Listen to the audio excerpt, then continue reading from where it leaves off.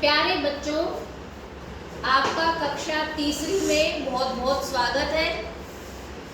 आज हम एक कविता पढ़ने जा रहे हैं और कविता का नाम है भारत देश।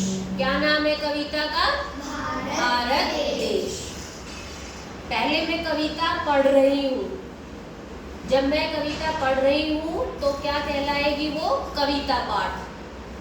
जब आप भी कविता पढ़ेंगे मेरे पढ़ने के बाद ऐसे बुक से, तो वो भी क्या कहलाएगा? कविता पाठ।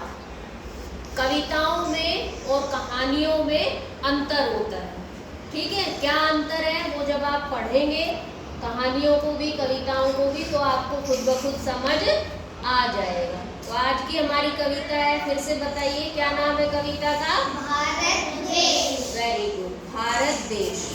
एक बार ये देखें, सबकी किताबों में यही कविता है भारत देश, क्योंकि पिछले सत्र में ये था कि कुछ बच्चों की बुक्स में चतुर कोवा कविता प्रिंट थी।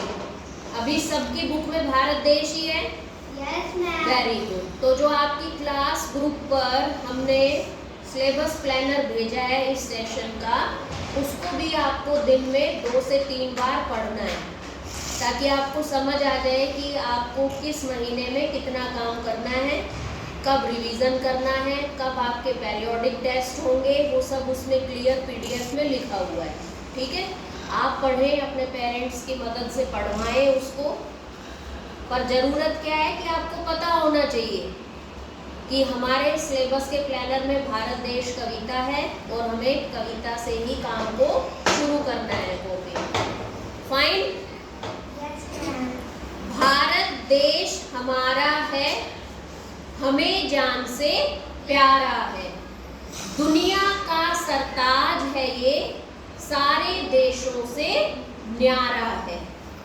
गंगा यमुना नदियां हैं बहती, हिमालय सा पर्वत है। भिन्न संस्कृति भिन्न है उत्सव, यहाँ भाषाओं का संगम है। हम सब ये वादा करते हैं, हम आगे बढ़ते जाएंगे, कभी न झुकने देंगे इसको, हम इसकी शान बढ़ाएंगे। तो ये तो सिर्फ हो गया कविता का पढ़ना पढ़ाना, कि आपने बुक में से एज इट इज कविता को रीड कर दिया। रीडिंग में भी ध्यान देना है कि लयबद्ध हो, आप जो पढ़ रहे हैं उसमें रिदम हो। बहुत जल्दी जल्दी शब्दों को पढ़कर कविता को पूरा नहीं कर देना है। और जहाँ जहाँ आपको लगता है कि अभिनय हो सकता है, आप कर सकते हैं, तो अभिनय भी कविता में बहुत ज़्यादा ज़रूरी होता है। आप एक्शंस करेंगे, शब्दों के अनुसार आपको उसी तरह के हाव भाव अपने चेहरे पर भी लाने हैं। तो ये भारत देश कविता, इसके शीर्षक क्या होता है? नाम। इसी से पता चल रहा है कि ये एक देशभक्ति कविता है। कैसी कविता है? एक पैट्रियोटिक पोयम है। ओके, तो इसमें देशभक्ति की भावना, देशभक्ति का जज्बा आपके अंदर आना चाहिए। अब इसको सरल शब्दों में सीखो। जब हम उसी कविता को सरल करके सीखते पढ़ते हैं, तो वो कहीं ना कहीं क्या कहलाता है? उसका सरलार्थ करना कहलाता है। यानी कि अब आप उन्हीं गहरी बातों को जो कवि ने लिखी हैं, आप क्या कर देंगे? सरल शब्दों में समझ लेंगे। भारत देश हमारा है। कवि का क्या कहना है कि ये जो भारत देश है ये हमारा देश है, और हमें ये अपने प्राणों से, अपने जीवन से भी क्या है? प्यारा है, ठीक है? हम इससे प्यार करते हैं। दुनिया का सरताज है ये, यानी कि ये क्या है? दुनिया में, इस संसार में सभी देशों से ऊंचा है, सभी देशों का मुकुट है। सरताज का मतलब होता है सिर का मुकुट। सरताज, सिर का ताज। यानी कि हम इसको ऐसा मानते हैं कि जैसे हमने इसको अपने माथे, अपने मस्तक पर रखा हुआ है। मतलब सब चीज़ों से हमारे लिए ये आगे है। क्या आगे है? हमारा देश भारत सारे देशों से न्यारा है। यानी कि देश तो बहुत सारे हैं, लेकिन ये सबसे अलग है। न्यारा होने का क्या मतलब है कि ये जो भारत देश है ये सबसे भिन्न है, अलग है। गंगा यमुना नदियां है बहती। अब देखिए गंगा और यमुना के बीच में एक छोटा सा आपको निशान नजर आ रहा होगा, जिसको कहते हैं योजक चिन्ह। क्या कहते हैं? हाँ, जो आपस में दो शब्दों को जोड़ता है, उनके पेयर को दिखाता है। तो कौन कौन सी नदियां बहती हैं?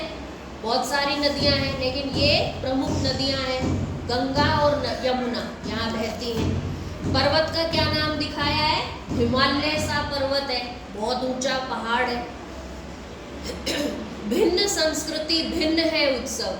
संस्कृति कैसी है हमारी? हमारा जो कल्चर है वो कैसा है? सभी देशों से अलग है, डिफरेंट है। भिन्न का क्या मतलब है? अलग, अद्भुत है, यूनिक जिसको आप कहते हैं। और उत्सव भी अलग अलग है, त्योहार भी यहाँ पर समय समय पर अलग अलग आते हैं। यहाँ भाषाओं का संगम है, धर्मनिरपेक्ष राष्ट्र है भारत। यहाँ पर हर भाषा, हर धर्म को मानने वाले लोग रहते हैं। ये जो मैंने दो अभी पढ़े, ये क्या थे? काव्यांश। इनको क्या कहते हैं? काव्यांश कहते हैं। ये कविता के अंश है। ये पहला काव्यांश है, ये दूसरा काव्यांश है। आपको पता होना चाहिए कि ये जो चार चार लाइनें हैं, इनको क्या कह रहा है टीचर? काव्यांश, स्टैंजा है। फाइन। हम सब ये वादा करते हैं, यानी कि हम सब, आप, मैं, हम सब जितने भी यहाँ के नागरिक हैं, निवासी हैं, वो ये वादा करते हैं हम आगे बढ़ते जाएंगे। हम क्या करेंगे? आगे बढ़ते जाएंगे, पीछे नहीं हटेंगे, और कभी न झुकने देंगे इसको अपने देश भारत को कभी झुकने नहीं देंगे। और हम इसकी शान को क्या करेंगे? बढ़ाएंगे। शान को बढ़ाने का क्या मतलब है? कि जो इसकी शोभा है, जो इसने अब तक चीज़ें पाई हैं, बनाई हैं, ठीक है, जो उपलब्धियां यहाँ पर हैं, उनको हम और आगे ले जाएंगे। ठीक है, तो इस तरह से ये कविता के हर एक काव्यांश को आप समझ गए होंगे। अब आपको क्या करना है? खुद भी इस कविता को पढ़ना है।